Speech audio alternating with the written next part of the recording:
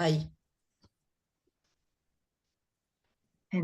Buenas tardes a todas y a todos. Bienvenidos al conversatorio que se enmarca en las actividades actividades académicas que viene desarrollando este año el Grupo de Economía Política de la Facultad de Derecho. El Grupo de Economía Política tiene un largo recorrido en los estudios ofrecidos dentro de la Facultad de Derecho y en su origen se desarrolló en la rama de la formación jurídica y diplomática, ampliándose a otras carreras con formación más específica en la facultad, como son actualmente las licenciaturas de Relaciones Internacionales y de Relaciones Laborales. El Grupo de Economía integra el área sociojurídica y metodológica de la facultad y el objetivo que tenemos es el de promover no solo los estudios del derecho, sino también la economía y que nos ayuda a comprender la realidad económica nacional e internacional, combinando conocimientos teóricos y aplicados a través del desarrollo de las funciones universitarias y la difusión del conocimiento económico en la facultad. Durante este año, les cuento, el grupo ha organizado una serie de actividades académicas y ha participado también en distintos eventos dentro de la facultad. Como adelantábamos en la conversación previa, es en la reforma del Plan 2013, del Plan de Estudios de la carrera en la licenciatura en Relaciones Internacionales del año 2013, que logramos incorporar como una asignatura obligatoria en el eje de aplicación un curso introductorio a la cooperación internacional al desarrollo, y luego pudimos lograr que esta materia opcional se incorporara más específicamente. En el primer semestre realizamos un seminario académico sobre cooperación internacional en materia de género en Latinoamérica, oportunidades y desafíos de los estudios de relaciones internacionales, que también recibimos otras profesoras de Argentina.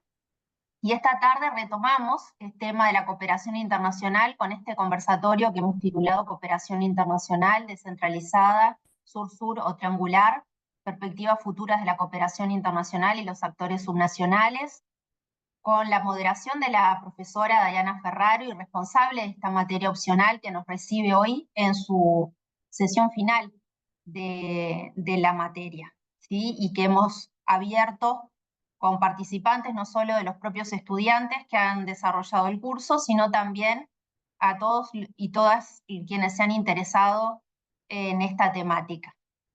Les agradecemos a Noelia y a María del Huerto su presencia en esta actividad tan importante para el Grupo de Economía y, como también decíamos previamente, en el desarrollo de estos temas en nuestra formación dentro de la facultad.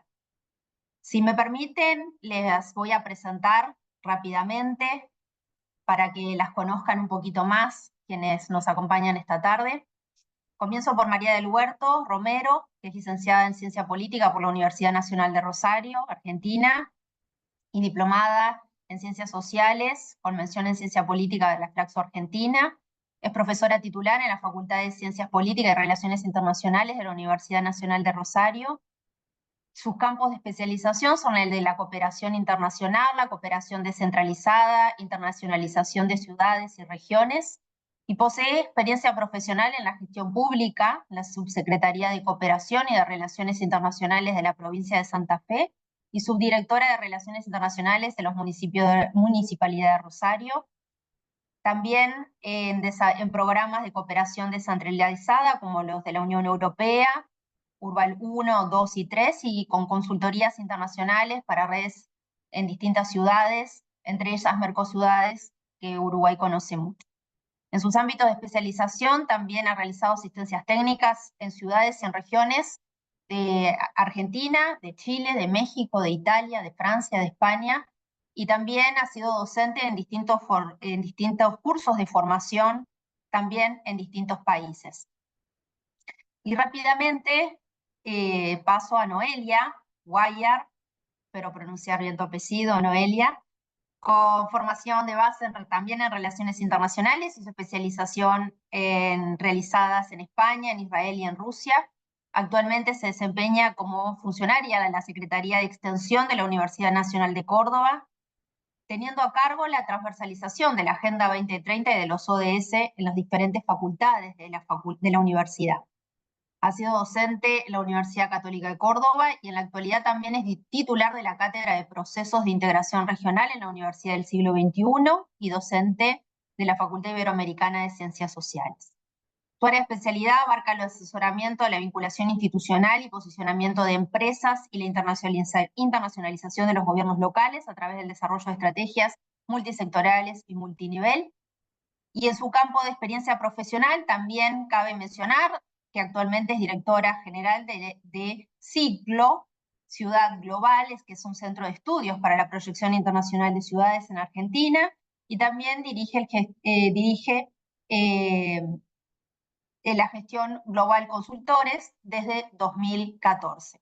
Asimismo, se ha desempeñado como directora de Relaciones Institucionales e Internacionales en la ciudad de Córdoba en el periodo 2011-2019, en donde también le tocó ejercer la Secretaría Ejecutiva de la Red de Mercociudades en el año 2018.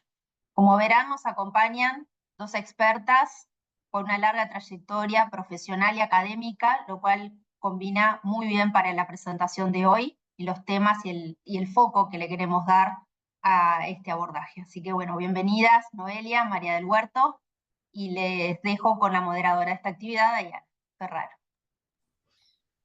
Ah, bueno, dos amigas, además de la casa, digamos. Eh, para que tengan un poco de idea, con la forma con la que nos acordamos con ellas, van a ser dos presentaciones, una cada una, y después les voy a hacer alguna pregunta para que puedan responder las dos. Entonces, si querés, empiezo con María del Huerto, si querés empezar vos, y después Noé. ¿Ah? Podés compartir perfectamente pantalla, María, y si no, cualquier cosa avísame que yo tengo. Vale, ahora lo intentamos. Bueno, muchas gracias, Dayana. Gracias por la invitación. Sí, además de amiga, estaba pensando, hay un nexo que nos une, Mercociudades, a las tres. Todos pasamos por ahí y nos conocimos a través de la red de Mercociudades. Bueno, voy a intentar, a ver si todo sale bien, compartirlo. Son un par de filminas para no irme, digamos. Esto está, porque nosotros manejamos el Meet, no el Zoom acá. Así que es este, ¿no? No. ¿En mostrar subtítulo o en No, compartir pantalla. Ah, perdón, no lo veía. Perdón, Abajo, perdón. ahí, Sí, compartir sí, pantalla. sí, sí. Sí, sí, sí. No, no lo veía. Ahí estamos. No sé si lo ven. Tal vez agrandarlo, ¿no? Y tenés, Se ve perfecto. si vas ahí, lo agrandás igual. Ahí está, Ahí está. ahí está, ahí está. Bárbaro. Bueno, como decían,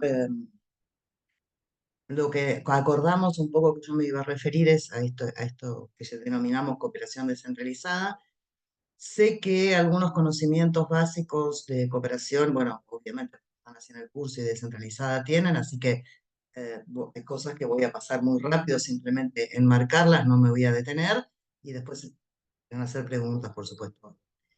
Estoy a disposición.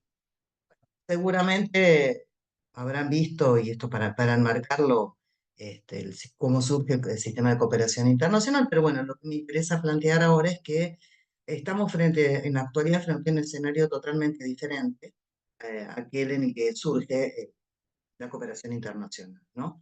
Un escenario actual que es mucho más complejo, mucho multiactor, siendo que en sus inicios solamente el Estado nacional y los organismos internacionales eran los actores de la cooperación, con variedad diversa de actores que hoy actúan, entre ellos lo que nos interesa en esta primera parte del conversatorio, que son los gobiernos locales y regionales. Aclaro que a veces digo solo gobiernos locales para no insistir, pero hago referencia a cualquier tipo de gobierno que no es el gobierno central, ¿no? Subnacional. Este escenario también, además de diversos actores, tiene diversas modalidades. Ustedes las conocerán, no me voy a detener a eso. Simplemente ubicar dónde aparece y surge esta cooperación descentralizada. Aquí, si vemos, hay un listado, un gráfico de actores, de los actores actuales de la cooperación internacional, de distintos tipos de cooperación. Marcado en amarillo lo que nos vamos a detener, ¿no? en este gran esquema o este gran concurso de actores y modalidades, nos vamos a detener en esto, ¿no? En la cooperación descentralizada como prototipo, como tipo singular de cooperación de los gobiernos locales y regionales. No hay una definición única que todos aceptemos, es más, a veces hay definiciones de cooperación descentralizada que generan confusión o son contradictorias, etcétera, ¿no? Hay ambigüedades. Lo que sí me gustaría dejar claro, más allá de que voy a presentar una definición, pero insisto, no hay una única aceptada por todos los actores ni académicos de la cooperación internacional, pero sí me parece interesante e importante dejar en claro que la cooperación descentralizada como un instrumento que vamos a ver de los gobiernos locales no es sinónimo de acción internacional de los gobiernos locales. La acción internacional, las relaciones internacionales, como queramos llamarlo, de los gobiernos locales, dispone de una serie de herramientas, además de la cooperación descentralizada. Esto lo digo porque muchas veces vamos a encontrar definiciones de cooperación descentralizada asimilándolas a toda la acción internacional. Esto me gusta dejarlo en claro. Es solo un instrumento, entre otros, de todos los que disponen los gobiernos locales y regionales al internacionalizar. Bueno, aquí puse una definición que me parece bastante completa, que es la que da el Observatorio de la Cooperación Descentralizada Unión Europea-América Latina, en la cual marqué cuestiones que me parecen importantes recalcar, ¿no?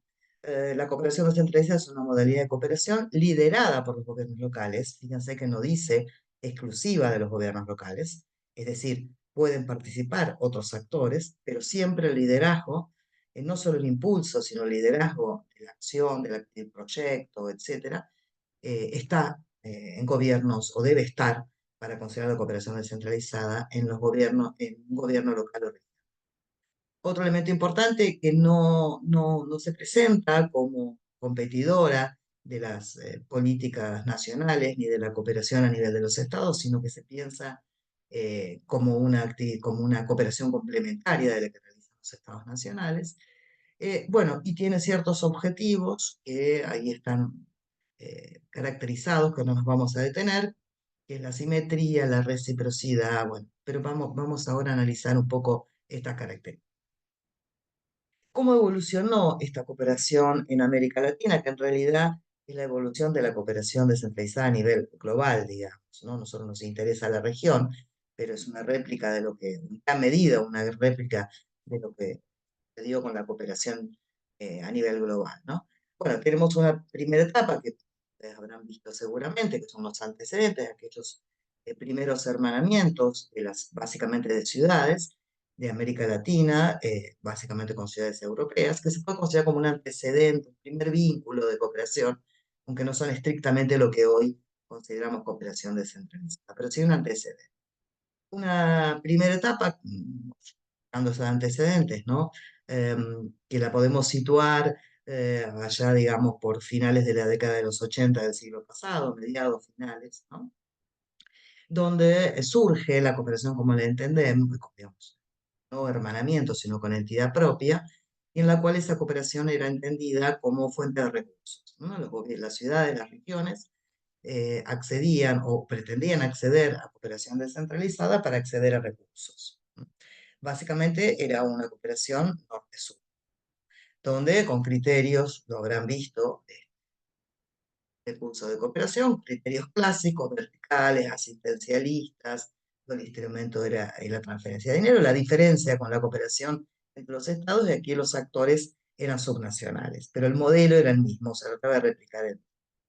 Este modelo, que no voy a decir que dejó de existir, sino que mostró ciertas debilidades, fue cuestionado, no me voy a detener en eso tampoco, y digamos que a principios del nuevo siglo comienza a perfilarse en la región, en América Latina, una nueva manera de entender la cooperación descentralizada, ya no en forma vertical, sino basada en aquellas características que veríamos en la definición, en el trabajo conjunto, el aprendizaje conjunto, en la simetría, vínculos entre actores que cumplen funciones similares, con competencias similares y con una finalidad de intercambiar conocimiento, aprendizaje conjunto, no ya la transferencia de dinero, que no quiere decir que no se requiera dinero para ese tipo de actividad. Esta nueva modalidad viene acompañada con algunas otras características, ¿no?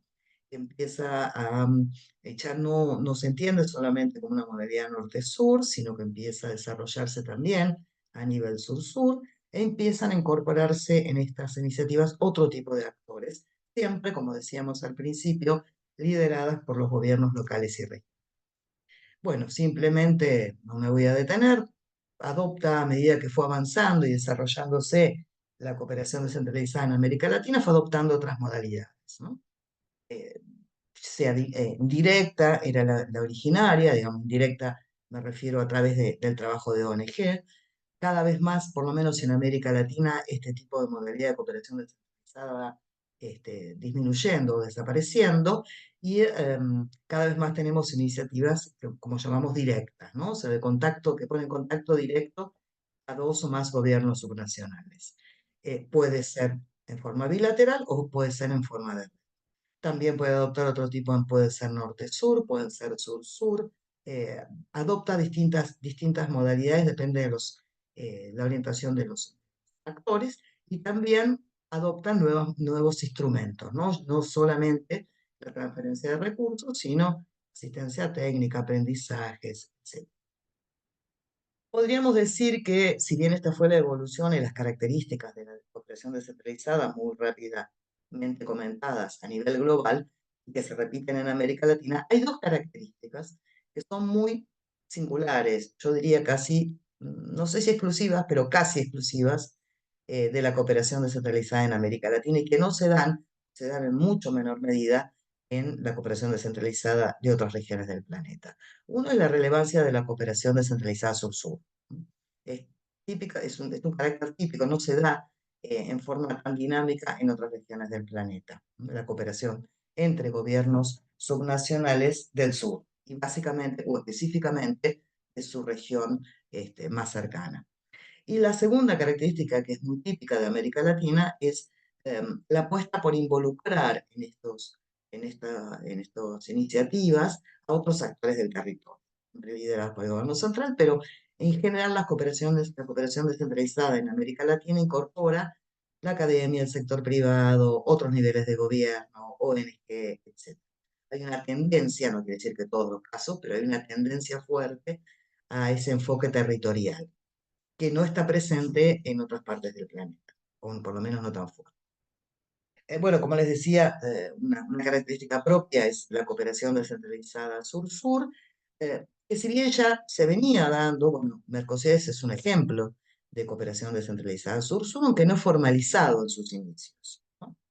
Cada vez más adquiere mayor formalidad e institucionalidad a través de convocatorias, a través de un marco normativo, etc. Y este mayor dinamismo, esta mayor institucionalización en los últimos, digamos, 15 años, se dio gracias al impulso de algunas cuestiones en particulares que adquirió la cooperación descentralizada sur-sur de la región. Primero, el surgimiento de algunas ciudades pioneras en esto, como por ejemplo Medellín, que tiene una verdadera política de cooperación sur-sur. Pero además de surgir ciudades pioneras e impulsadoras, digamos así, de este tipo de cooperación en la región, empezaron a surgir cada vez más programas de apoyo a la cooperación descentralizada en general, pero básicamente la sur-sur. Argentina tiene uno, estoy nombrando algunos, no quiere decir que sean todos, ¿no? México, Francia tiene un programa de cooperación en el sur-sur, digamos, norte-sur. La Unión Europea lo tuvo a través de los programas Urbal, luego tiene otras iniciativas que los promueven más recientes, y a nivel de redes de ciudades también existen programas de apoyo, como el programa de cooperación sur-sur de Mercosur. El surgimiento de estos programas de apoyo a nivel de gobiernos nacionales, organismos internacionales o redes, fue uno de los impulsores de la cooperación descentralizada en general y en particular de la sur-sur. Por dar un ejemplo, estos son algunos ejemplos de proyectos de cooperación descentralizada sur-sur entre Argentina y Chile, promovidos o financiados, digamos, no financiados en su totalidad, pero sí promovidos y en parte apoyados financieramente por programas bilaterales, en este caso de los estados nacionales de Argentina y de Chile. El programa de cooperación sur-sur, como les mencionaba, no me voy a detener en el programa. Después, para acortarme con el tiempo, les puse aquí un ejemplo de un proyecto de cooperación descentralizada, en este caso sur, que me pareció interesante porque incluía algunos de los elementos estos de los que fuimos hablando. Este es un proyecto entre una región peruana, la región de Loreto, y la Asociación Chilena de Municipalidades. Porque cuando hablamos de cooperación descentralizada y de actores líderes, pueden ser gobiernos subnacionales individuales o sus asociaciones, ¿no? Las asociaciones nacionales también son actores de la cooperación descentralizada. Bueno, fue un proyecto, como decían, en el que participan dos actores subnacionales del sur, en una problemática específica vinculada con el agua y las energías renovables, donde intervienen actores del territorio, esta característica típica que decíamos de la cooperación descentralizada sur-sur, una ONG, y que se enmarca o fue apoyada por un programa nacional, que es un fondo que tiene Chile para apoyo de las iniciativas de cooperación descentralizada.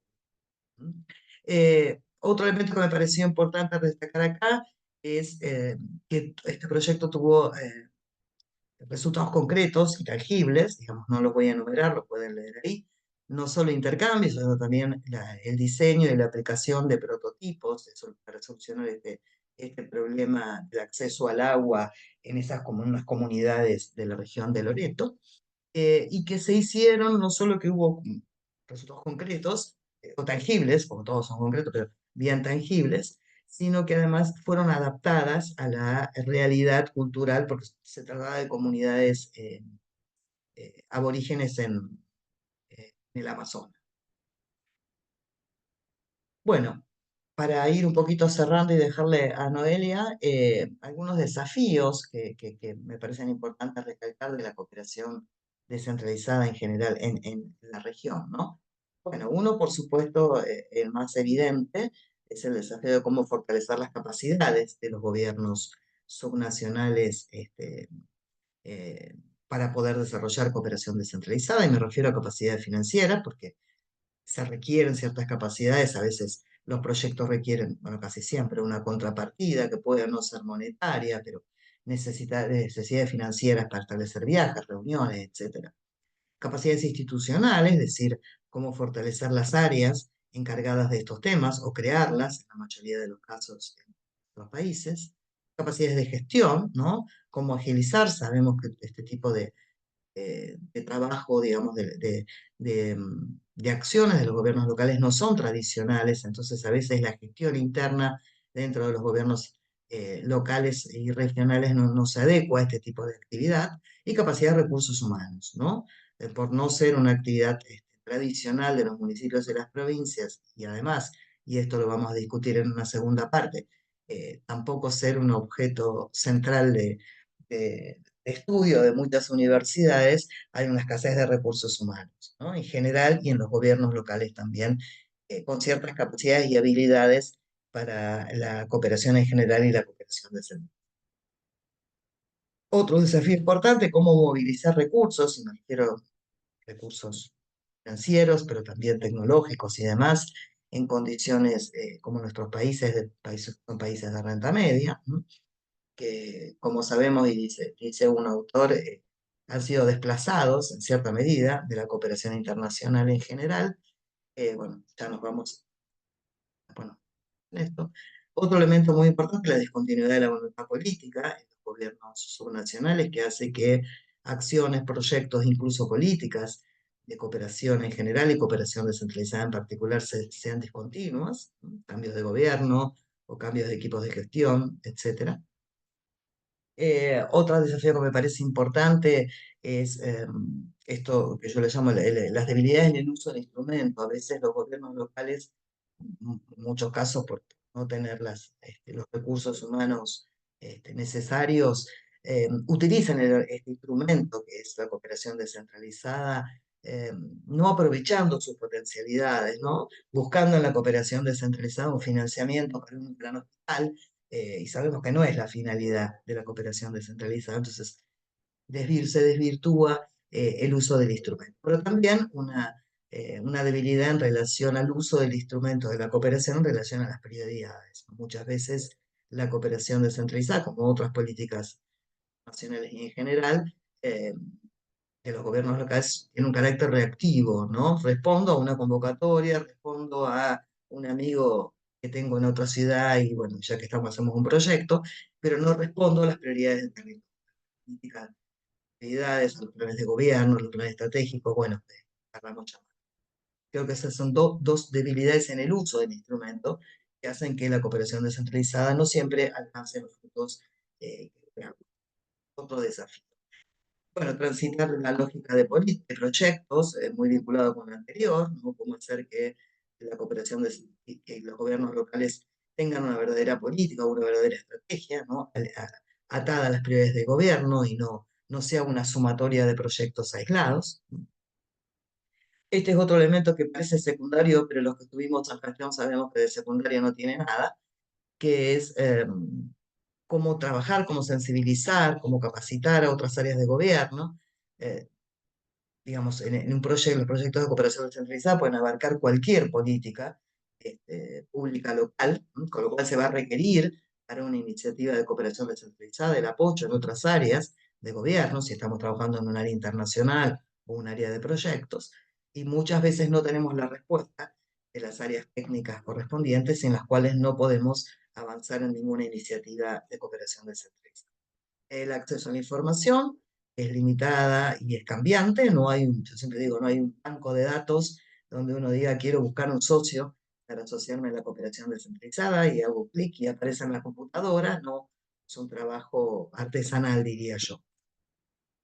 Bueno, contar con metodologías de formulación, ejecución, monitoreo y evaluación más flexibles. En general, las metodologías de este tipo que tenemos provienen de la cooperación de los estados nacionales, ¿no? Con otra lógica de funcionamiento, con otra manera de actuar y otros recursos, y a veces ellas no se adaptan específicamente al trabajo desde los gobiernos subnacionales.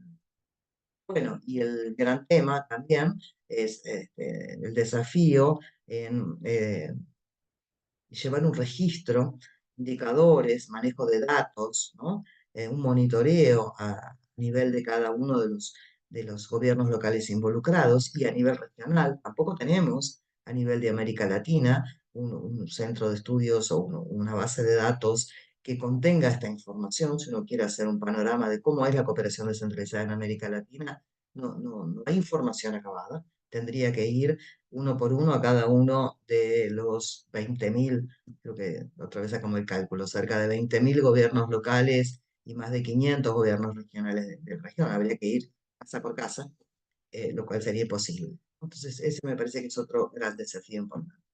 Bueno, y lo último que nos había dicho Diana, no sé cómo estoy con el tiempo, Diana. ¿Me pasé? No, estás ahí. Yo le dije. Bien. No conté yo, la verdad. Lo último que me decía Diana, más allá de algunas reflexiones sobre cooperación descentralizada y demás, bueno, que les comentara un poco cómo me acerqué académicamente a esta temática, ¿no? Los gobiernos subnacionales, la cooperación y la cooperación descentralizada. Bueno, en primer lugar, decir que yo estudié hace mucho tiempo, donde por supuesto en las universidades, los gobiernos locales no solo que no existían para la cooperación internacional, sino que no existían ni siquiera cuando dábamos ni derecho político, ni sistemas, ni políticas públicas, era siempre a nivel nacional. O sea, en mi formación la palabra gobierno subnacional no existió, de grado, digamos, ¿no? De posgrado es otra cosa. Pero a los pocos años, a los pocos no, a los 10 años de haberme recibido, bueno, entro a trabajar a la Municipalidad de Rosario, pues, en la Oficina de Relaciones Internacionales, la dirección, que se había creado un año antes, o dos, no me acuerdo, muy poco antes.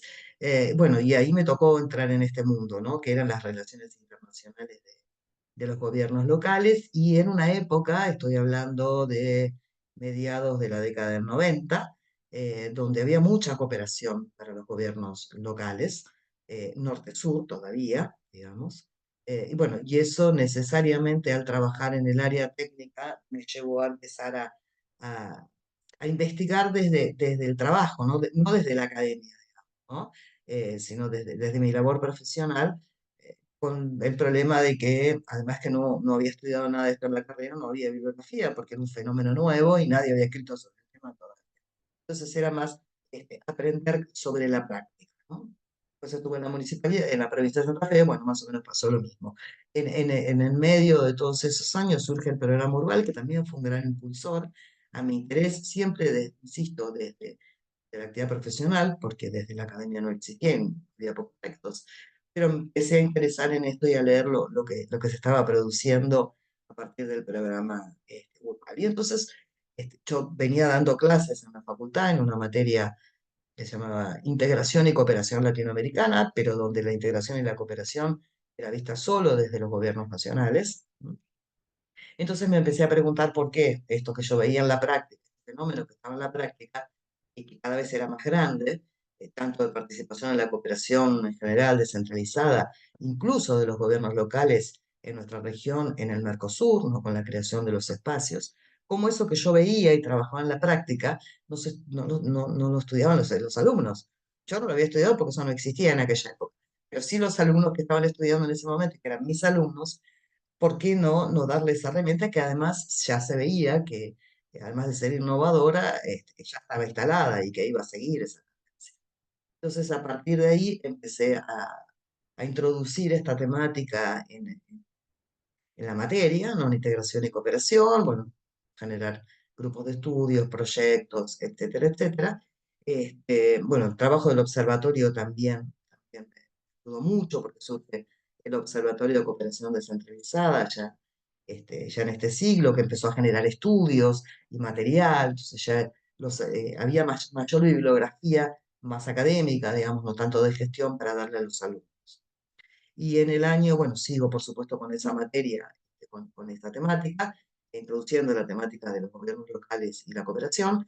Y en el año 2016, esto si quieren después lo vemos más adelante, hubo una apertura en mi facultad, que no como yo hubiera querido, pero bueno, pero toda apertura es buena, eh, a estos temas y creamos un seminario sobre internacionalización de ciudades y regiones donde se abordan todas las herramientas, pero entre ellas la cooperación descentralizada. Bueno, creo que no me olvidé de nada. Después profundizamos. Gracias, May. ¿Noé? Sí, Acá está estoy. acá. Ujú. Deja de compartir, May. Ah, sí. Ahí dejo. Dejo. Ahí estamos. Ahora, si querés, Noé, también puedes compartir vos. Lo bueno hay dos cosas, una cosa positiva y una cosa negativa de ir después de María del Huerto. La negativa es que uno se pone nerviosa porque ella sabe un montón. Oh, La positiva es que me aliviana un poco el trabajo y la presentación porque habló mucho de la base, de lo que queremos contar, así que gracias por eso, aunque uno se pone nerviosa después de Mai. No, pero más allá de eso, muchas gracias, Dai, por la invitación y qué lindo compartir entre colegas, entre amigos y que también estamos trabajando estos temas, ¿no? Entonces podemos hablar desde lo que sabemos, de lo que hemos ido aprendiendo, pero también de lo que nos va pasando todos los días cuando nos vamos enfrentando a, a casos concretos de trabajo de cooperación. El otro día me invitaron a conversar sobre la relación entre Europa y América Latina en el cierre de un diplomado. Era un diplomado sobre Europa, entonces yo les contaba que sí, yo soy profe de integración regional, pero que yo quería, como era el cierre de ese diplomado, yo quería hablar de la cooperación entre Europa y América Latina y cómo también hace de puente entre dos regiones. A veces cuando hablamos de integración decimos, bueno, queremos ser como Europa porque llega al punto máximo de la integración y nunca vamos a poder llegar por todas las diferencias que tenemos, pero la cooperación nos relaciona, nos vincula. Y ahí la verdad que también me hizo un clic a mí porque nunca lo había abordado desde ese lugar, así que hoy voy a hacer como una mezcla, pero sí me voy a basar más en la cooperación sur-sur y triangular, que fue un poco lo que Diana nos había pedido. No vamos a profundizar en esta parte, May ya habló y como muy claro sobre las teorías de la cooperación, sobre todo descentralizada, pero que tienen una base común, un origen común. Yo ahí hago una cita y empiezo a pensar en esa cooperación desde la concepción de Nye, cuando hablaba de la integración y la interacción entre los actores, no necesariamente los estados. Volvemos y vamos a ser muy reiterativas, sobre todo las que venimos de esta misma escuela, en que los estados no van a ser los únicos actores, sino que va a haber otros actores internacionales, y empieza a tallar otra herramienta. Cuando Maya hablaba recién de los instrumentos y la cooperación descentralizada, otras herramientas que están más vinculadas a ese poder blando, a esa parte más poco tangible, que no estamos muy acostumbrados en las escuelas más clásicas de las relaciones internacionales a mencionar. Y sí hablar de la cooperación internacional vinculada al desarrollo, y no a cualquier concepto de desarrollo, sino al desarrollo sostenible, a un desarrollo sostenible que tanto la descentralizada, la sur-sur, vamos a ver la triangular, hoy están muy vinculadas a esa concepción de abordar un desarrollo que tenga que ver con lo económico, con lo ambiental, con lo social, con lo cultural, cómo empieza a abrirse ese abanico, no solo en términos de actores, sino también de finalidades. Y la cooperación, aquellos que vienen trabajando hace mucho tiempo con estas dinámicas, lo pueden vivir, ¿no? Cómo empezaban a ser objeto de cooperación ciertos parámetros y objetivos algunos, y hoy ya están más vinculados a estas ideas de desarrollo, como decía recién, vinculadas a los derechos humanos, a la justicia social, que no siempre había sido así. Ahora sí, cuando hablamos de cooperación sur-sur y triangular, tomando algunos autores y algunas citas, yo acá elijo la de Ojeda Medina, cooperación sur-sur como un entramado de relaciones y de vinculaciones cooperativas y complementarias entre actores del sur, ¿no? No exclusivamente, también pueden participar de alguna forma otros actores, pero son actores del sur los principales protagonistas de este tipo de cooperación.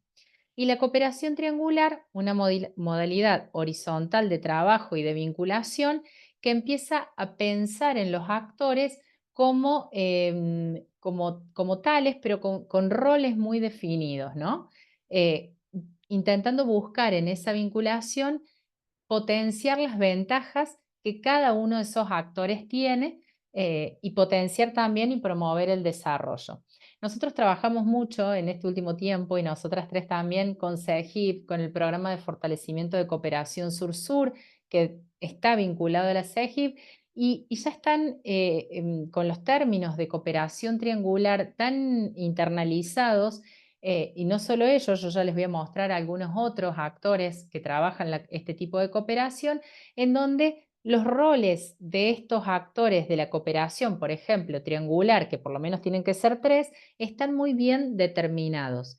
Y también, como decía May, dejando absolutamente de lado esa idea de el que dona y el que recibe, el del norte y el del sur, sino que es toda una realidad horizontal y realmente cooperativa, o así por lo menos se intenta que sea. Acá hay varias definiciones, pero ya las vamos a ir viendo con algunas características puntuales de estos actores que trabajan la cooperación. Algunos principios de la cooperación sur-sur y triangular. Nosotros hemos tomado este gráfico en donde vemos esto que les decía recién. Hay una responsabilidad mutua, hay una horizontalidad, o por lo menos no debería, ¿no? Esto sería lo ideal, que no haya una condicionalidad, que no haya un actor que sobresalga a otro, que haya una apropiación del proyecto, del trabajo por parte de todos los actores, que sea transparente, que haya una rendición de cuentas, que haya un aprendizaje conjunto y que no sea beneficioso solo para uno y que el otro lo sienta como una acción que tiene que hacer para cumplir con ciertos objetivos o para destinar fondos hacia, sino que es una horizontalidad en todo el sentido del proyecto, desde el inicio hasta el fin de esa cooperación que se dé entre los distintos actores. Estamos hablando de actores del sur, va a ser esa cooperación sur-sur. Si estamos hablando de distintos actores y más de 3, vamos a estar hablando de esa cooperación triangular. Ahora, ¿qué pasa con esta cooperación triangular, por ejemplo, cuando estamos hablando de que puede intervenir un actor, por ejemplo, puede ser una cooperación entre México, Guatemala y Portugal, o entre España, Argentina y Uruguay? Bueno, ¿qué pasa? ¿Es perfecto? No, existen ciertos riesgos. Todavía no está tan arraigada esta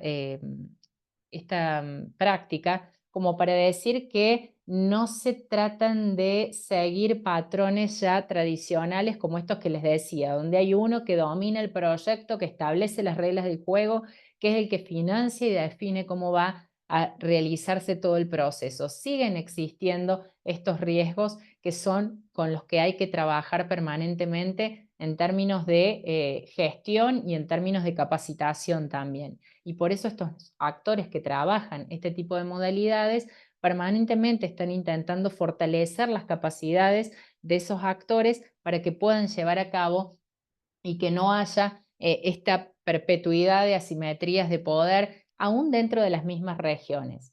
Porque hasta puede ser que si trabajan dos países, que por ejemplo dentro de la integración regional hay uno que tiene mayor preponderancia que otro, ese sigue ejerciendo como ese rol de líder y el que va a establecer las reglas de juego frente a otro. Ni qué hablar si tenemos algunos de los tradicionales donantes que también forma parte de esa cooperación triangular, y va a ser difícil que todos puedan sentirse en igualdad de condiciones. Entonces, esos riesgos de reproducir esas fórmulas tradicionales de cooperación de las que hablaba May todavía existen y se trabaja mucho para romper esas estructuras y poder generar estos nuevos, o no tan nuevos, pero digo, tal vez no los más tradicionales, de los instrumentos de cooperación.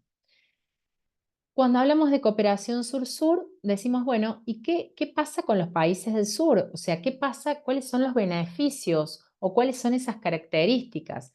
Y en realidad los países del sur van a tener sus van a tener sus propias características, sus propias necesidades, sus propios intereses, y eso es lo principal o lo más interesante de esta cooperación. Al no imponerse, al poder basarse en lo que realmente nos interesa, nadie puede imponer esas agendas o suponer que vamos a tratar ciertos temas. Claro que hay agendas globales que hoy están imperando la mayor cantidad de trabajos, de proyectos, porque son temas de interés global y que no hay mucha discusión y que nos involucran a todos, pero sí que tenemos nuestras propias características, las propias necesidades y, como les digo, contextos que van a hacer que estos trabajos de cooperación sean auténticos y que nadie venga a querer imponer un modelo que tal vez fue muy exitoso en otro espacio, pero que en nuestras latitudes no sería tal. Y acá decimos que se nutren de la cooperación sur-sur, aprovechando oportunidades, mejorando las prácticas, conociendo cómo esos desafíos en contextos tan parecidos fueron abordados y fueron solucionados y resueltos, cómo se puede proveer este apoyo mutuo y este trabajo comunitario y de intercambio de herramientas, diciendo tenemos oportunidades para aprovechar. Y no estamos hablando de recursos económicos solamente, al contrario, estamos hablando de otro tipo de capacidades que tenemos tan desarrolladas y que a veces no entendemos todavía cómo explotarlas. A veces quienes trabajamos sobre todo con gobiernos locales, aunque digo, en esta cooperación no estamos hablando solamente de gobiernos locales, pero sí vemos cómo todavía está ese imaginario de, bueno, y voy a cooperar en este proyecto y quién lo financia, y qué voy a obtener de acá, y cuántos fondos voy a obtener. Y bueno, hay que cambiar también esa forma de entender la cooperación. Y es todavía uno de los grandes desafíos. Hasta ahora no hemos hablado de fondos o de financiamiento. Acá yo había hecho como una pequeña línea del tiempo para entender también que la cooperación sur-sur y triangular, si bien hoy la podemos tomar como un tipo de cooperación y como les digo, hay organismos internacionales que ya la están trabajando, tiene un proceso que ha ido, tal vez podemos decir, evolucionando o se ha ido incorporando a través de distintas conferencias, de distintos documentos, con la incorporación de nuevas agendas, de nuevos desafíos, como decía May, de nuevos actores también que han ejercido su presión para que ciertos temas y ciertos instrumentos sean incorporados. Acá hay algunos de esos hitos en donde tal vez al principio era un poco tácito el reconocimiento a la cooperación sur-sur y la triangular, y va teniendo cada vez mayor reconocimiento hasta estar plasmada en documentos en donde se la reconoce, se trata en conferencias internacionales y comienza hasta a hablarse, como decíamos recién, de, bueno, ¿y cómo financiamos todo esto y cómo podemos hacer para que sea tenido en cuenta en los grandes espacios de debate, como pueden ser estas grandes conferencias o espacios de debate de quienes tienen el poder de decisión, ¿no? Que hoy siguen siendo, en muchos casos, en la mayoría de los casos, los gobiernos nacionales, los Estados-nación. Y hablando de Estados-nación, vuelvo acá y voy a repetir un poquito lo que dijo May, los actores y agentes de la cooperación sur-sur y triangular. Tenemos los estatales, tenemos los no estatales y tenemos los de tipo mixto. Dentro de los estatales, todos los que venimos mencionando, los Estados-nación, por supuesto, pero también los gobiernos locales, y ahí viene la cooperación descentralizada, las empresas e instituciones financieras de carácter público, asociaciones, fundaciones, organismos multilaterales, ahí recién decíamos CEGIP, hablamos de espacios que hoy están como muy en boga en el escenario internacional, tanto como los Estados-nación, y que están trabajando la cooperación. Pero también están los no estatales, los movimientos sociales, las organizaciones no gubernamentales, las fundaciones, empresas privadas, los sindicatos y aquellos que son de tipo mixto. Nosotros justamente estamos organizando un evento o la finalización de un diplomado de la Secretaría General Iberoamericana, el Programa de Fortalecimiento Institucional de Cooperación Sur-Sur, y lo vamos a hacer en Córdoba. Y vamos a hablar con la Agencia de Desarrollo Económico de Córdoba, que es un ente público-privado. Y nos dicen, ay, y trabajan la cooperación, pero sentían como raro que se los hiciera parte de la recepción de autoridades de gobiernos nacionales de los países iberoamericanos. Y sí, porque son parte, porque hacen la cooperación, porque son un actor fundamental, sobre todo en Córdoba, que no es una ciudad capital y que tiene sus limitaciones. Entonces, queremos mostrar eso, cómo desde Córdoba la cooperación se trabaja no solamente el municipio, no solamente la provincia, sino que también está el sector privado y también están este tipo de asociaciones que se presentan a convocatorias internacionales de financiamiento de proyectos, que promueven también que las empresas socias participen de la internacionalización de los territorios, que consigan financiamiento internacional. Entonces, ¿cómo no van a estar? ¿Cómo no van a ser un actor fundamental a la hora de hablar de cooperación para el desarrollo de un territorio del sur, de este sur global? Bueno, pero por ahí cuesta para los mismos actores reconocerse como importantes en este espacio. Y hablamos del financiamiento. Yo digo acá, desde el Consenso de Monterrey hasta la agenda de Addis Abeba, que es la tercera conferencia internacional sobre el financiamiento de proyectos, se toma como un desafío la cooperación internacional. Todo muy lindo lo que estamos diciendo. Bien, hay que trabajar estos instrumentos, pero ¿de dónde nos financiamos? Bueno, esto sigue siendo un tema de debate, de trabajo, y cada vez las oportunidades son mayores. Pero también, como hablábamos antes, existe una falta de conocimiento y de capacitación, y muchas veces habrán escuchado que se dice los fondos están, pero nadie los aprovecha, nadie aplica, nadie presenta proyectos, se queda solo en algunos espacios. Bueno, esta es una realidad, si bien creo que hace falta muchísimo más trabajos acerca del ecosistema de financiamiento de la cooperación, pero sí falta esta capacidad, tal vez por esto que decíamos que las universidades todavía no lo incluyen en sus currículas, bueno, no sé, habrá que hacer un análisis para eso, pero sí que hace falta conocer más acerca de estas oportunidades. A nivel multilateral, volvemos al Plan de Acción de Buenos Aires a través de esa conferencia de alto nivel de Naciones Unidas de cooperación sur-sur y triangular, en donde se reafirma el compromiso de Naciones Unidas de trabajar con la cooperación y fortalecerla, ¿no? La cooperación sur-sur y triangular son todos espacios en donde se toma el tema del financiamiento como necesario para promover esas acciones de cooperación. Distintos orígenes, según esa cooperación sea sur-sur, bilateral o cooperación triangular, que son en las dos en las que me estoy enfocando, pueden que sean los propios países a través de sus agencias de cooperación. May nombraba algunas, tenemos agencias de cooperación chilena, la uruguaya, la argentina, la colombiana, y tenemos también instituciones multilaterales como el PNUD, por ejemplo. Tenemos algunos oferentes, sí, que tienen en su naturaleza el estar promoviendo estas acciones, que podemos decir, bueno, no son del sur, no, pero trabajan también con el sur global, por eso cuando yo hablaba de cooperación sur-sur decía, sí, es la que beneficia y los actores son los del sur, pero también puede tener algún matiz de incorporación de otros actores y sobre todo en la cooperación triangular. Y ya lo vamos a ver, el rol de la Unión Europea, el rol de Alemania, por ejemplo, el rol de la Agencia Española de Cooperación, de la JICA japonesa, de Estados Unidos con su cooperación internacional también.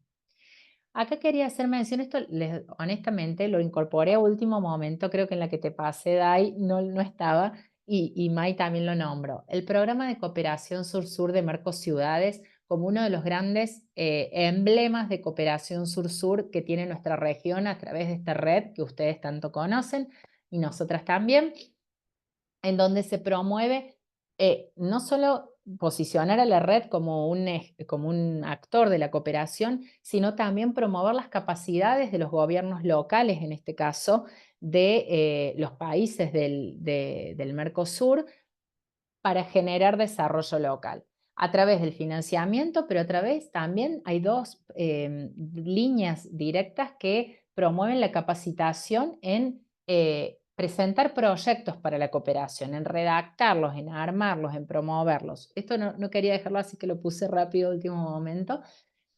Pero volviendo por ahí al tema de la cooperación triangular y de cómo los países tienen estas agencias de cooperación, rápidamente porque ya me voy del tiempo, es importante que conozcamos que hay agencias como la Agencia Española de Cooperación Internacional para el Desarrollo, que tiene sus líneas de financiamiento y de promoción de la cooperación triangular con un trabajo muy dedicado, ¿no?, al desarrollo de regiones como la latinoamericana, promoviendo el desarrollo local, ¿no?, el desarrollo de las regiones y esta triangulación de actores que yo les explicaba al comienzo, en donde hay un socio, un primer oferente, un segundo oferente, un receptor de esa cooperación y todos con roles que si no hay uno que sea más importante que el otro, sino que todos a través de sus experiencias y de sus distintas, a través en las distintas latitudes en las que se encuentran, pueden promover y pueden aportar a esta cooperación, no precisamente o siempre en recursos, sino también en experiencias. Y la Agencia Española de Cooperación lo trabaja y mucho.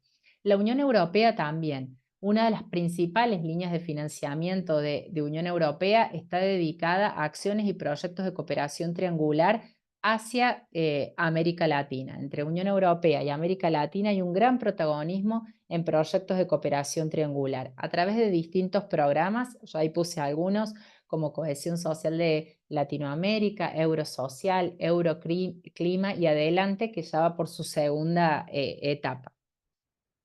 Y hablando de Adelante, acá yo hice una foto de lo que es esta cooperación triangular de fortalecimiento de relaciones horizontales entre Europa y América Latina. Bueno, ahí se me cortó, pero para potenciar estos conocimientos, sobre todo en temas hoy de la Agenda 2030. esta agenda que, como les decía, tiene desafíos globales comunes para todos y que hoy están protagonizando las principales temáticas de cooperación. Acá podemos ver el mapa de primeros oferentes, aquellas entidades, no solamente son países, entidades que tienen conocimiento y experiencia para responder a un reto determinado, principalmente de América Latina, los beneficiarios, quienes tienen un reto o un desafío que afrontar vinculado a la Agenda 2030 de América Latina, y el segundo oferente que tiene el conocimiento y la experiencia sobre ese mismo desafío en Europa. Esa es un poco la triangulación de adelante. Acá vemos algunos de los proyectos, no se pueden leer muy bien, pero vemos los ODS que han trabajado del 2016 al 2020, la cantidad de proyectos y la inversión, los países que se han involucrado a través del financiamiento de Unión Europea en la cooperación triangular. Este es un ejemplo de la cooperación alemana. Tuvimos una charla muy interesante en donde participamos nosotras también. Tal vez no es el más conocido, no es como Unión Europea, pero fíjense la cantidad de proyectos que trabajan desde el 2011, la cantidad que están implementados y cómo se van dando convocatorias, no solo de financiamiento, sino también de capacitaciones para fortalecer las capacidades regionales de quienes hacen la cooperación. No lo hacen solos, no lo hacen solo con Latinoamérica, también hay otros países de África, por ejemplo, pero trabajan muy bien la cooperación triangular. Y un poco de las miradas prospectivas, hacia dónde vamos, qué esperamos o qué nos espera de la cooperación. Nosotros creemos que cada vez más va a haber una alineación a la Agenda 2030, los objetivos, claro que va a ser hasta el 2030 y después habrá una agenda superadora que va a tener mucho que decir de las deudas y de lo que hemos logrado en relación a esa Agenda 2030. Va a haber una mayor colaboración entre los países del sur global, cada vez más se considera la importancia de colaborar, de cooperar, de ver cuáles son esos activos que tienen, ¿no?, los países del sur global y que pueden aportar a la cooperación y que no siempre van a ser los que necesitan recibir, sino que también tienen tantas capacidades por los desafíos afrontados que tienen mucho para enseñar.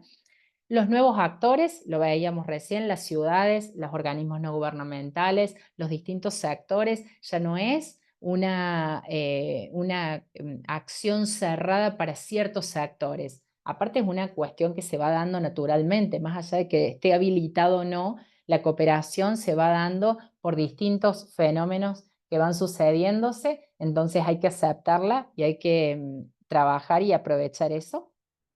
Y el fortalecimiento institucional, digo, poder generar más capacidades, poder generar mecanismos transparentes y abiertos. Me parece que por ese lado es un fortalecimiento con nuevos actores, con agendas muy claras, compartidas por todos, trabajando fuertemente en transparencia, en apertura, en mayor vinculación en esto del fortalecimiento institucional. Y creo que por ahí estamos. Nos quedaríamos por ahí, creo que más o menos abordé todo lo que nos había pedido Dai. Gracias. Gracias, Noé. Sí, en una segunda parte yo quería ver un poco esto con lo que estaba cerrando, un poco las tendencias, hacia dónde creían que evolucionaba esto, ¿no? Vos adelantaste un poco algo, pero me parece desde las relaciones internacionales, desde nosotros como académicos o futuros académicos, eh, ¿cuáles deberían ser esas áreas de investigación que ustedes ven como emergentes en este tema? Eh, y que entienden que son relevantes para el desarrollo de las relaciones internacionales. Y en ese marco, ¿qué oportunidades ustedes ven para los estudiantes, los futuros profesionales de relaciones internacionales para que se involucren esas niñas, ¿no? O sea, ¿qué les parece que está planteado un poco una cosa media de ruptura entre universidad y todo este mundo que avanza, ¿no? Más allá de que es un mundo que además lo ponemos en un mundo de transición hegemónica con nuevos actores, vos lo nombraste, Noé, es parte del soft power, pero es parte del soft power de Occidente. Entonces, me parece que tenemos como esas dos cosas, ¿no? O sea, en el plano académico, ¿cómo podemos seguir viendo esto? May, porque recién terminó Noé, si querés arrancar vos.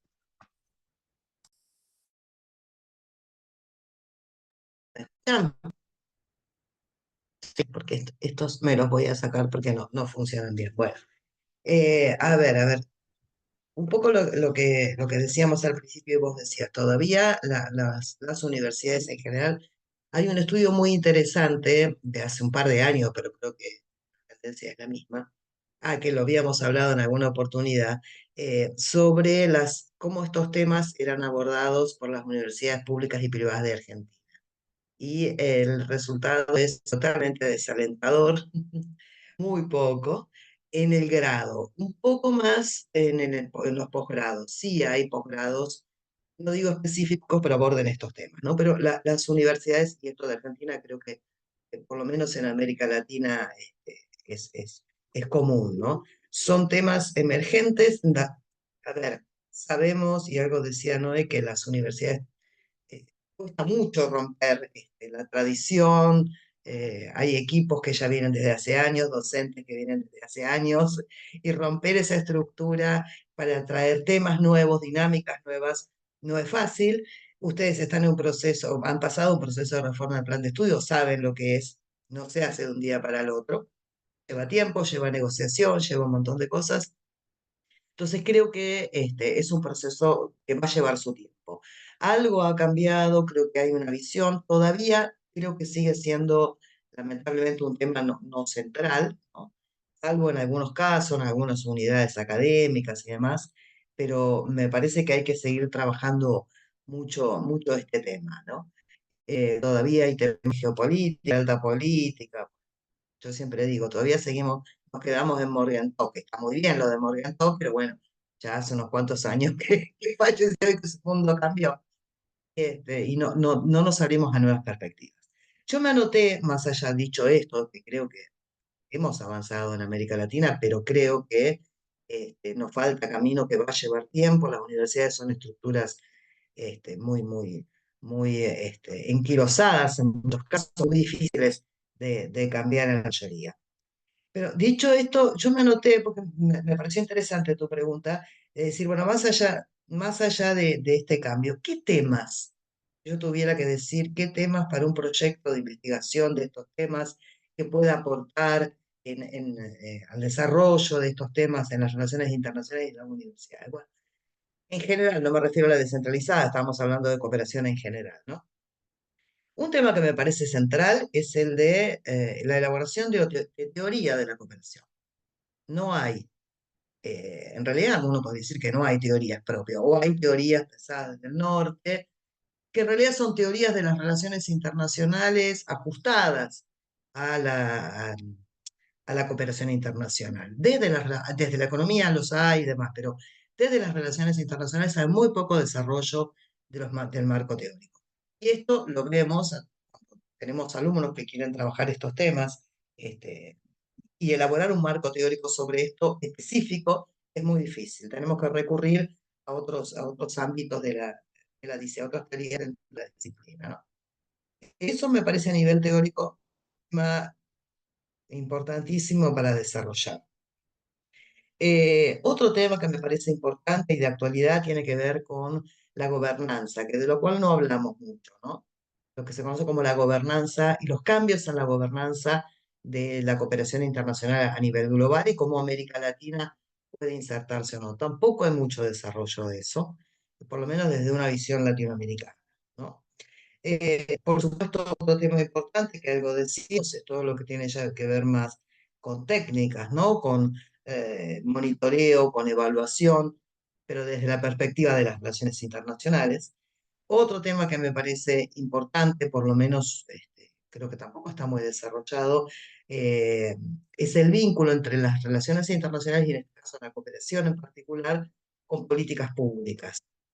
El vínculo entre políticas públicas y cooperación internacional, estudiar ese vínculo tampoco es una cosa muy desarrollada y por ende tampoco todo lo que tiene que ver con la cooperación internacional y la coherencia de políticas públicas, a nivel nacional, a nivel intermedio y a nivel subnacional.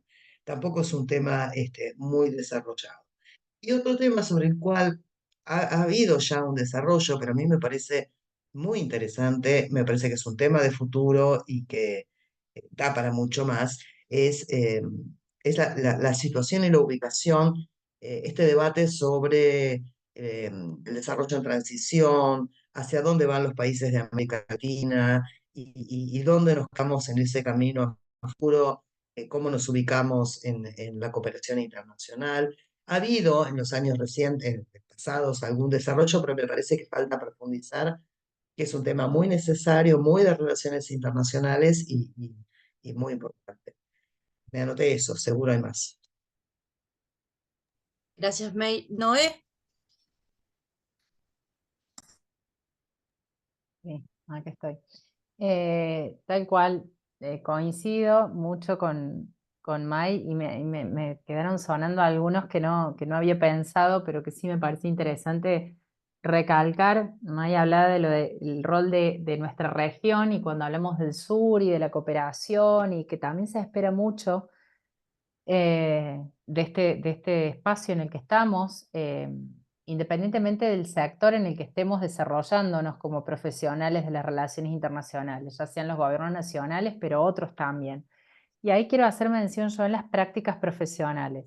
Yo trabajo mucho con chicos que están por recibirse de internacionalistas en Córdoba, y yo planteo en esto de que no está en la currícula el tema de la internacionalización y de la cooperación, y pensar en esto que hablamos de los nuevos actores, de que si hay nuevos actores, también tenemos que empezar a pensarnos como profesionales de las relaciones internacionales en esos actores. Todos iniciamos tal vez con un sueño, con una idea de cómo nos vamos a desarrollar profesionalmente y nadie dice que hay que dejar de lado el sueño de ser embajador o de trabajar en Naciones Unidas, por supuesto que no, pero también uno puede desarrollarse profesionalmente, ser feliz en esa profesión desde otros lugares, haciendo relaciones internacionales en las ciudades, en el sector privado y no solo el tema del comercio internacional, no, las relaciones internacionales, en una organización no gubernamental haciendo cooperación internacional, y, por supuesto en una ciudad y en una universidad. Miren, mi caso particular, yo empecé y me desarrollé en un gobierno local. Y sí, fue una pasión, para mí me hizo el rumbo de mi carrera hacia las relaciones internacionales de las ciudades y creo que ahí me quedé, ¿no?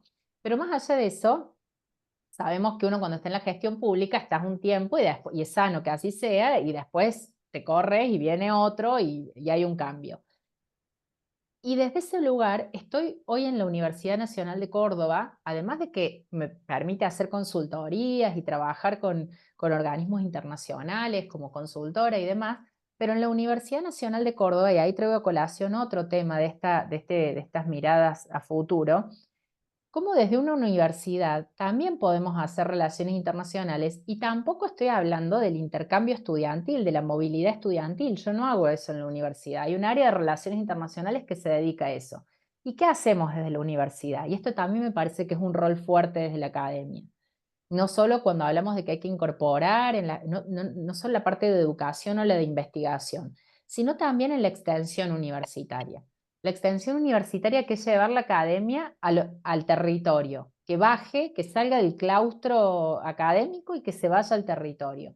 Bueno, ¿cómo lo hacemos? ¿Cómo relacionamos todas estas teorías, todo lo que aprendemos con el gobierno local? ¿Cómo potenciamos las capacidades de los gobiernos locales en términos de relaciones internacionales? Que no es para algunos pocos que estudian relaciones internacionales y que quieren ser embajadores. También en los gobiernos locales pueden desarrollar estas capacidades. También en las ONG pueden desarrollar estas capacidades y la academia puede hacer ese vínculo y ese nexo. Entonces me parece que, y promover el desarrollo de políticas públicas que estén relacionadas con esto. Esas dos cosas me quedan, ¿no? Como la práctica profesional desde otros espacios, que no es solamente y que no está mal pensar en que queremos llegar a ciertos ámbitos, está fantástico, pero también lo podemos hacer desde otro lugar. ¿Y cuál es el rol de la academia en ese lugar? ¿Cuál es el rol de las ONG que están vinculadas seguramente a las relaciones internacionales y que pueden sacar muchísimo provecho? Y todos los que estamos acá podemos trabajar en esa internacionalización en todos estos espacios, que tal vez no son los tradicionales o con los que empezamos a estudiar con la idea de desarrollarnos ahí, pero que podemos realmente explotarlo a fondo, porque hoy el esquema internacional, el esquema global así lo promueve. Entonces yo invito a eso, ¿no? Me quedaría con esa idea de que la cooperación sea vista como como un instrumento para hacer relaciones internacionales desde otros lugares. Gracias, no. Inclusive en actores muy tradicionales, como pueden ser, yo hablaba de los sindicatos. Yo empecé Obvio. trabajando en cooperación con Claro. comisiones obreras y AFEL-CIO, con el Mira PIT-CNT. vos, ahí tenés un Y, ejemplo, claro. y hay muy poco estudiado de las relaciones internacionales de los sindicatos o de las centrales obreras, y son actores mucho más tradicionales, ¿no? Tenés razón, sí. Sí, Sí, sí. sí. Yo Justamente, sí, May. no, me faltaba la otra vez, dije esto que hablábamos de oportunidades, que lo pide muy bien Noelia. Pero yo resumiría en dos. Primero, aprovechemos, a ver, son temas innovadores en la academia, pero también en otros actores. A lo mejor no son tan innovadores como el Estado Nacional, o los organismos internacionales u otros actores que vienen haciendo cooperación, pero creo que sí lo que es novedoso es la profesionalización de esos espacios que se está exigiendo. En los inicios tal vez no era tan así. Ahora hay una exigencia de mayor profesionalización en el ámbito de la cooperación en cualquier actor de la cooperación internacional. Eso también genera una oportunidad, ¿no? Para los estudiantes de relaciones internacionales. Y a todos estos espacios que nombraba Noé, gobiernos locales, gobiernos subnacionales, organismos internacionales, la propia universidad, como espacios y oportunidades de trabajo en la cooperación internacional, los sindicatos, la sociedad civil, actores de la sociedad, las ONG hacen, el 90% de las ONG hacen cooperación internacional y requieren recursos capacitados en cooperación internacional. Y agregaría otro más, dos más, las redes de ciudades, de gobiernos locales, etcétera. Y agregaría uno más también, el sector privado. El sector privado, no nos olvidemos que tienen un espacio, o por lo menos algunos, de lo que es la responsabilidad social empresaria. Eso no es más que cooperación, o puede traducirse en espacios de cooperación también, ¿no? Entonces, creo que hay muchos nichos para explotar y que cada vez esos nichos para explotar para un profesional de relaciones internacionales en cooperación, y que esos nichos cada vez exigen mayor profesionalización.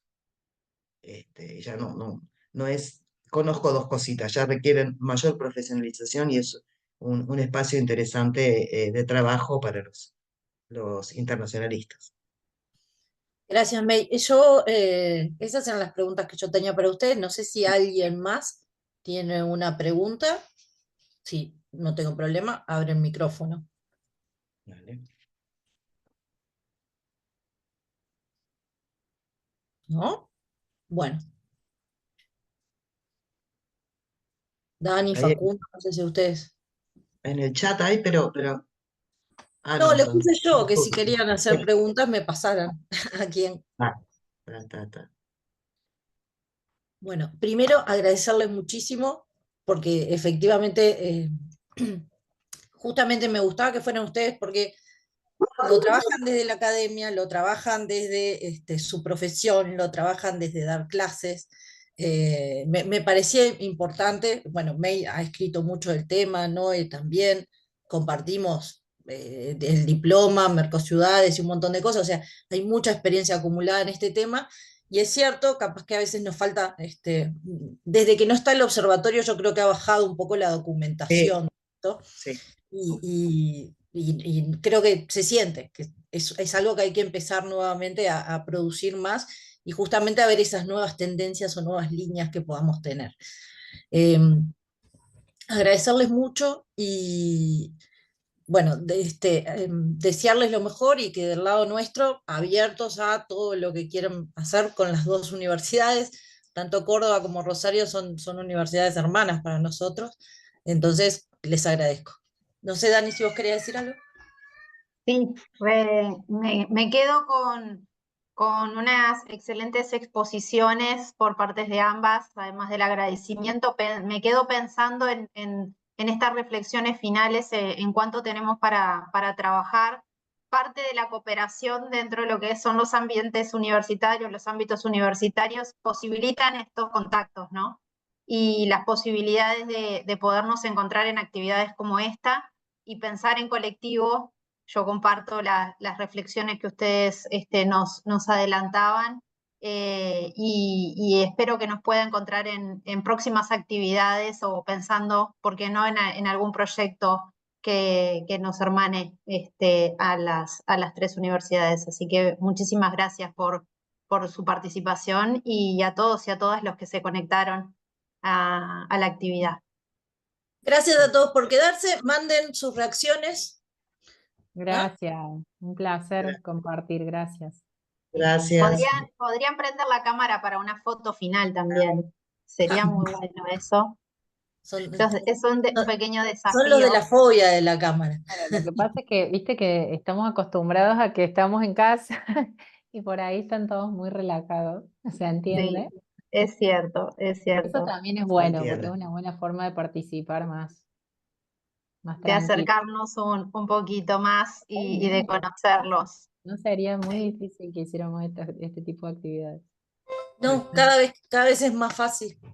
Cada vez es más fácil. Bueno, gracias. Muchas Besos. gracias. Y Gracias. después les paso el link de la grabación a ustedes también. ¿Está? Bueno, muchísimas Gracias. gracias. Sí, hasta pronto.